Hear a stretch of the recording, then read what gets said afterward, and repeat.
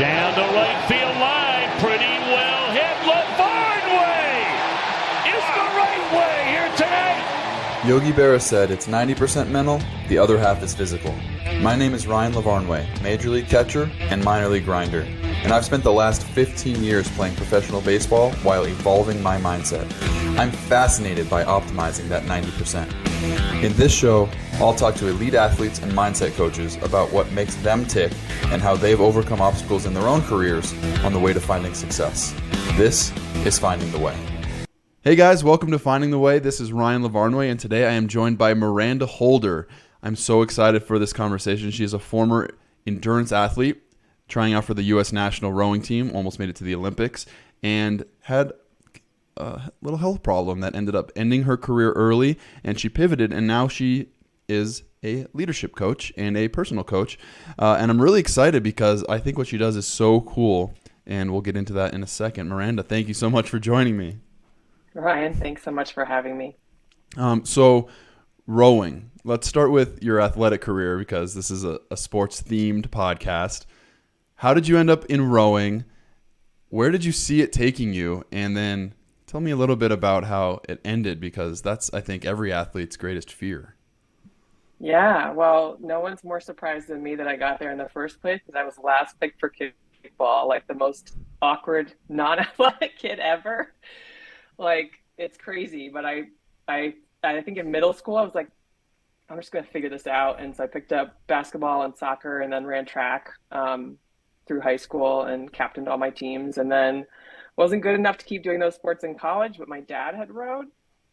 And rowing was just actually becoming a sport in the late 90s. And an NCAA sport is a good balancer to football. And so I walked onto my college rowing team, and it is absolutely the only thing I've ever fallen in love with at first sight. Wow. It's just the most beautiful, intense, perfect for me sport. And I was really good at it right away, which was a balm for that wounded soul for me. The little awkward, shy, ugly duckling kid. I was like, oh my God, I'm good at something. Yes, this is my sport. And it was on the water and it was with other people. And it was just, it's amazing. And I hoped it would take me all the way to sort of big athletic dreams. So I was good enough in college that my college coach afterwards said, hey, I think you should give the national team a shot. And I was like, really? Little old me? And so I organized my post-college life around training full-time. So I had a full-time job, but my real life was lived on the ends of the day. So a few hours before work and a few hours afterwards. And was working my way up. And then at 25, got diagnosed with a genetic heart condition called arrhythmogenic right ventricular dysplasia, which is a funny, long way of saying exercise is bad for me. Oh, no. So, yeah, the universe, if you do not think the universe has a sense of humor, then wake up. Irony, because right? She does, yes. And it remains one of the hardest and best things that ever happened to me, because I think it took away something from me that obviously I still miss. And I needed that version of me taken away from myself. Like, it was too important to me. And there were other things for me to do in the world. Interesting. And I think if I had kept going, I would have spent a lot more time sort of pursuing that aspect of me for naught. Okay. Interesting. And for those of you that don't know rowing, my college roommate was a rower. It is grueling and absolutely crushes your body. So for you to fall in love with it right away is really says something about your psyche, because it's tough. If you've rowed recreationally, it's a very different thing than rowing in a race. So very cool. So we were introduced by Sebastian Little, who was a guest in season 2. If you're listening and you haven't checked out that episode, check it out, because Seb is awesome. But when he made the introduction, he said that you're an expert in narrative coaching and somatic awareness. And I have no idea what either one of those two things are until I, explored your website and did my research. But the more I look into it, the more intrigued I am. How did you get into it? And can you give us a little summary of what is narrative coaching and somatic awareness?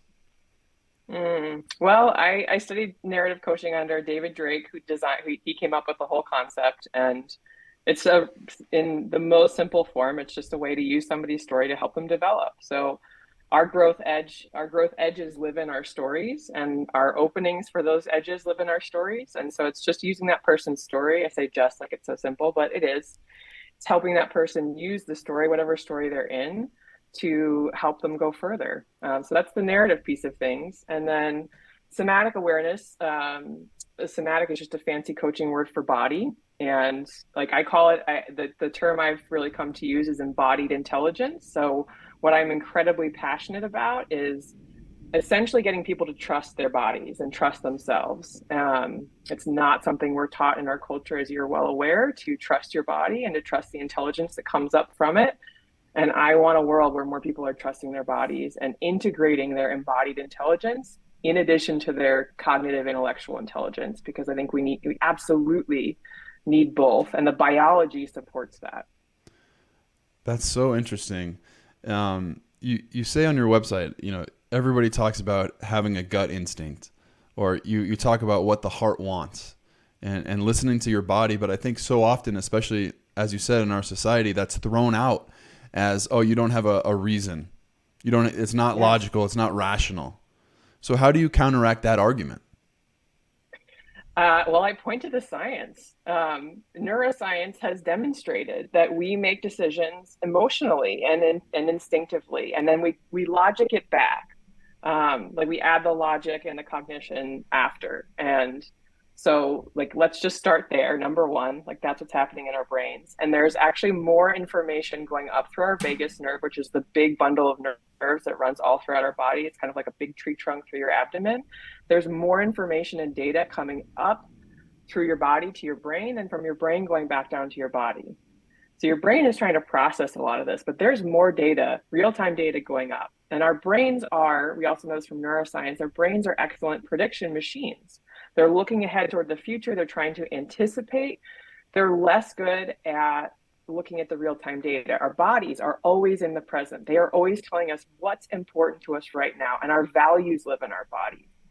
So when you met someone new, or when you are presented with a new job opportunity and you feel kind of drawn to one thing, or a little like, I don't really know about that.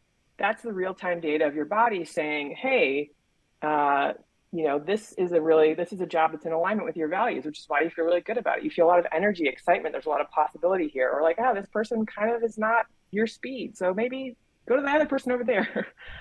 And it's not quite that simple, because a lot of other stuff lives in our body too, like bias and all our cultural conditioning and our fear, all of our emotional stuff. But I really want to help people learn how to understand and interpret, discern, whatever word you want to use, all the complex stuff that comes up in our bodies, and leverage it, rather than just say, hey, I'm going to live as a little box up here in my head, and I'm just going to shut off all the other stuff, because it comes with a huge physical and even health cost to do that. Interesting. I'm so glad you brought up that we live from a place of fear sometimes also. One of my friends and one of the guests in season 1 of this podcast is really into positive psychology. And Yes. one of her big arguments is that we evolved to protect ourselves, and that's how we survived. And if there was a sound and a rustling in the bush, we had to assume that it was a bear, because that would keep us safe. Then if we said, oh, it's probably not a bear, and then every once in a while it was, then we're extinct. But Right. but we're not in that place anymore. So she argues that you need to and this is Jackie Insinger, if you're listening and want to check out this episode, season 1. But you have to reframe your outlook to see things as not scary, or not live from a place of fear anymore. So understanding that we did evolve from that, and you did mention bias, cultural conditioning, living from fear. How do we know that we can trust our bodies? Such a great question. So I think about it like any relationship we've developed with other people, any language you come to learn to speak, the more you spend time with your body, the more you begin to learn and interpret its signals. So I call them the usual suspects. We have stuff that shows up a lot, right? Like let's say you spend time, I'm sure you never had this experience. You got in front of, say, another player who was maybe more experienced or better than you in some way in your perception, right? Did you Yeah, have any sure. kind of Sure, never. embodied? Never, of course not. Never. Yeah, never. Okay. Yeah, and no embodied experience, no physical sensations came up during that moment, right? Yeah, senses of self-doubt or not feeling like you're enough. Exactly. And so the more you allow yourself to feel those things, the more familiar they become, and the more you're in choice when you do feel them. And you can say, oh, wow, hey, I know you. You're that version of me that's really scared about not being enough. It's so great to see you. I'm glad you're here. You kept me safe for a long time. And in this moment, wise me, higher me, we're going to make more mature me, we're going to make this decision instead, not to respond from that place. But you can't respond from that place in choice if you do not feel it first and know what's going on. Interesting. So you're saying instead of shying away from that thing that you don't want to feel, lean into it. Feel it to its Yeah. full effect so that then you can move on. Yeah. The person who used to do the pain sport for fun says feel all the things. Yeah. That's so interesting. And you know that echoes a lot of the lessons I've learned just in normal life of growing up trying to avoid conflict, sweeping things under the rug and then they come back to bite you later, whereas as an adult, as a person in a very happy marriage, that you need the conflict. You need to get it out. You need to live with it, and then you can move on much more easily. So that makes sense emotionally and the things you feel. So yeah, thank you for putting words to that. Thanks for Um, asking. we were talking about biological intelligence. Um, Another thing that is really interesting to me on your website is uncover your next actionable steps. And this is one of the things that kept me going through all the ups and downs of my baseball career is I called it the first next step. And Mm. you know, it's the same concept, I believe, uncover your next actionable step. Can you talk about that a little bit and give us an example? Yeah. So I've been through two major career transitions in my life. So by the time I was 35, I'm 42 now. I had, transitioned from advertising into collegiate rowing, and then from collegiate rowing coaching into executive coaching or leadership coaching, which is what I do now. And I used my body through that time, meaning I used what I knew, what I loved, what I cared about, to sort of navigate that time. And so, what I love really helping people do is when somebody comes to me and they feel stuck or they feel burned out or they feel confused about where to go next in their life, to me, bringing in the embodied intelligence is what clears the path forward, what gives them some clarity about what is the next actionable step you can actually take. Because I'm a former athlete and a coach, I want stuff to be practical, right? Like I want if you work with me, I want your life to actually be like so different you can't even handle how different it is, right? Like it's so the results are so clear. Those are really important to me, and so I want there to be a really practical part to, a lot of coaching. There's some magic to coaching. There's some stuff that we can't always explain or understand about two people being together, being present, having courageous conversations. And within the magic, and in addition to the magic, I want there to be real practical ways that you can move forward in your life. And so that's where that phrase came from. I love it. And I'd love to give my listeners an example of this next actionable step. And Yeah, without you being able to talk or work with all of them, I wonder if maybe we do like a 2-minute session with you and me just so they could see how it works. I'm not sure. paying for your services, everything, but I'd love that for them to have a takeaway or see an example of how it works. I'm in a place where I recently retired. I I had one motivation for 30 years from the time I was 5 years old until 3 months ago, and now I'm Mm. chasing. I'm writing a children's book. I have this podcast. I'm broadcasting for 2 different professional baseball teams. I'm doing work on my house. Going on vacation. I'm raising a daughter for the first time. I'm trying to be a good husband. All these things. Um, but I think you could maybe say that I feel a little stuck also. So how would you help me work through what I'm currently feeling? Ryan, tell me where you feel stuck in your body. Like, if you just give me the physiological sensations, where do you feel that? Um, Maybe like lower chest, lower lungs. It feels. Maybe like I want to take a deeper breath than I feel like I can. And does that live there all the time, or does it kind of come and go? Uh, I'd say it comes and goes. When I'm in the midst of one of my many, I call them the tentacles that I'm chasing. I can feel involved and totally focused. But then when I come back, I don't have the overarching one thing in baseball that I've always had. Mm, yeah. And does that feeling remind you of any other experience or time in your life? Um, Perhaps it feels like at the end of a good cardio workout where I'm spent. Mm-hmm. Mm-hmm. Okay. So this is where you just have to trust me a little bit because we don't have a lot of setup for this. I'm going to invite you to close your eyes Okay. if you can do that. And then I'm going to invite you to take just a couple of slower, deeper breaths and actually try to tune into that feeling that you feel in your body, that sensation that you described for me. And what we're doing is just tapping into another aspect of you. We're not talking to magic fairies inside your body. We're talking to your nervous system. We're talking to another aspect of your brain. I invite you to put your one or both of your hands on that part of your body where you feel that. And another round of breath. And so let's just imagine for a second this part of your body could speak. And I invite you to let the first thing that comes up be true. And so if you ask this part of your body, what are you trying to tell me with this sensation? What does it say?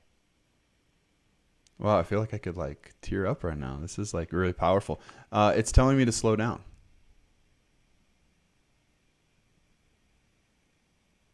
That maybe I don't And need to what's it chase so many different things, right? and what's it like to hear that? It's a relief. I'm such a busybody. I'm such a doer that it's interesting because I think I value getting things done. Yeah, you're speaking to a familiar friend that way. Me too. It's me too. I know that. I know that way of being too. Yeah. Wow, I didn't expect to get this vulnerable on this episode. That was really I'm like have the chills right now. Well, thanks for the invitation and being willing to be courageous in front of your listeners. Wow. All right. Well, as I'm very uncomfortable, I appreciate that moment, and hopefully, um, at least one person listening can relate or gain something from that. So thank you. Um, One of the things on your website, just getting back to this episode here, as I'm in an emotional state, you talk about you offer guidance, not prescription, and you focus on the inner, not the outer. Yeah. And that's something that I keep hearing echoed over and over in you talk about the higher self, the higher society. Um, in what ways do you feel guidance is better than prescription and focusing on inner is better than outer? So my name's not Ryan, and I'm not on your journey. Only you are on your journey. And so if we were working together as coach and client, it is not, I believe, appropriate or even the word right for me to tell you what to do with your life. Like, I don't know what you're after. Even if we spent hours talking about it, I wouldn't really understand it the way you do, right? And so I want to help whoever I work with become the biggest, best version of themselves. And I know enough about this work and working this way to know that it's my job to create space for my clients to figure that out for themselves. Because to use the fishing metaphor, it's my job to teach you how to fish, not to fish for you, right? And I think about it this way when clients ask me to, if I ask them a hard question, they send it back to me. I'm like, it's not my push up, man. Like, it's not my workout. This is for you. So it's not my job to tell people what to do. It doesn't mean I don't come in with advice or mentorship. There's moments where my experience and history are really valuable, and I draw on that and I give people advice when they need it or it's actually going to be useful. And what I love about my job is that I get to empower people to be strong in their own selves and in their own beings. So to me, that's where the guidance comes in. And the inner, not outer. I'm a leadership coach. People think about leadership as, all the external things that you do, the behaviors, the way you talk, how you show up. who you talk to and when and how they focus entirely almost on the external stuff. And the external way we show up is driven by our internal values and belief system. And so if you do not look at, it's like, if you don't look at the soil of a plant, how can something good grow out of that? That's a So great you got to metaphor, look inside. Yeah. You got to look inside to see how the inside affects the outside.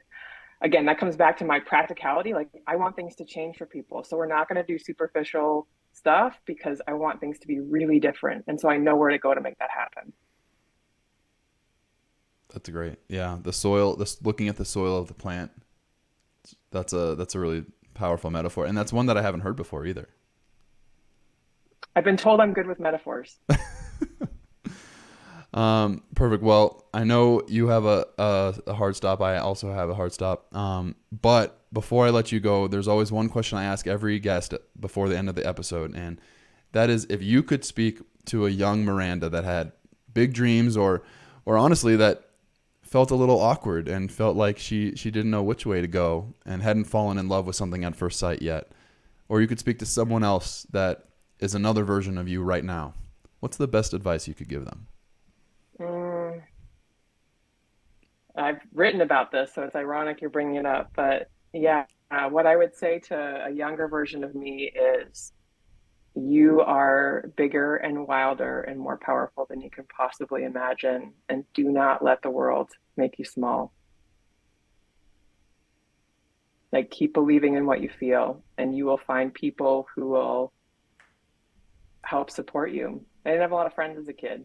And so that would have been really important to hear. Wow. And right now, I count myself, I do not know another person who's as rich as me in friendships.